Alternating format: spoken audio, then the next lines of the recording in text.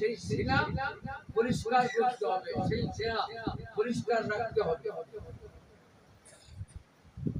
হুজুর সাল্লাল্লাহু আলাইহি ওয়াসাল্লামের সিনাকে আল্লাহ তাআলা পরিষ্কার করেছেন ফেরেশতাদের মাধ্যমে। আমাদের সিনা তো আর ফেরেশতা এটা পরিষ্কার করে দিয়ে দেবে না। কোরআন কারীম যদি সিনার মধ্যে ঢুকাতে হয়, সেট করতে হয়, তাহলে সিনা পরিষ্কার করতে হবে, মন পরিষ্কার করতে হবে।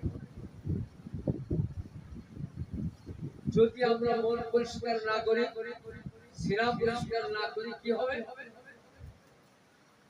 কোরআন আমরা পড়তে পারবো। এই আজকে দেখো অনেক হাফেজ যারা মানুষের লেখাপড়া করছে, হেফজ করছে, কিন্তু তাদের হেফজ নাই, তাদের আমল নাই, তাদের আখলাক নাই, তাদের চরিত্র নাই। কিসের কারণে? ওই সিনা পরিষ্কার করে নাই, সিনা পরিষ্কার রাখে নাই, যেই কারণে কোরআন হেফজ করার পরেও তারা সঠিক পথে পরিচালিত হচ্ছে না। তাদের চরিত্র ঠিক নাই, তাদের আখলাক ঠিক নাই, তাদের আমল ঠিক নাই।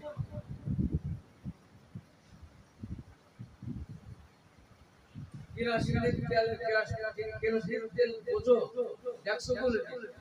হ্যাঁ, কেরোসিনের তেল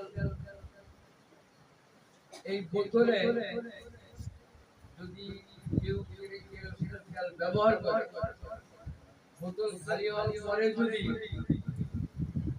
ওই তেলের বোতল সুন্দর করে পরিষ্কার না করিয়া যদি মধু ঘি দোকানে যা বলে যে ভাই আমার বোতলে একটু, ভাই বা চাচা আমার এই বোতলে ঘিটা একটু মধু দেন,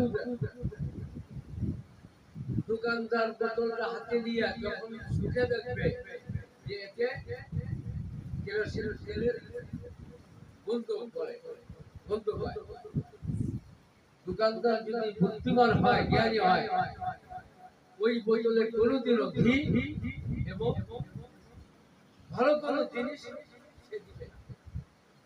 কারণ যখনই দিবে তখনই ওই ঘির মধ্যে বা দুধের মধ্যে বা ওই মধুর মধ্যে এমন বের হবে, সেটা খাওয়ার উপযুক্ত হবে।